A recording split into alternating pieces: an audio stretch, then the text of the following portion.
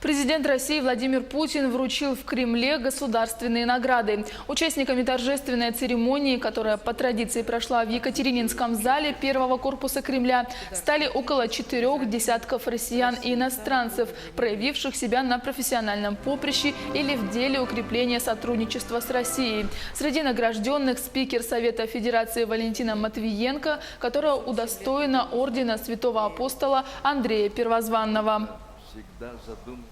Владимир Путин также вручил Джанни Инфантино орден Дружбы за подготовку и проведение чемпионата мира по футболу. Свою благодарственную речь швейцарец закончил на русском языке, рассказывает Артем Сторонов.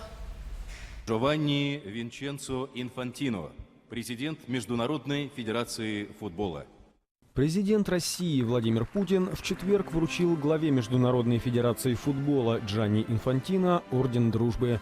Как сообщается, награду спортивному чиновнику присвоили за вклад в подготовку и проведение чемпионата мира по футболу 2018 года.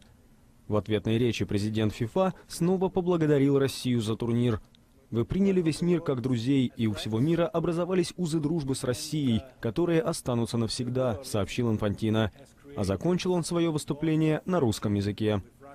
Большое спасибо. Слава России!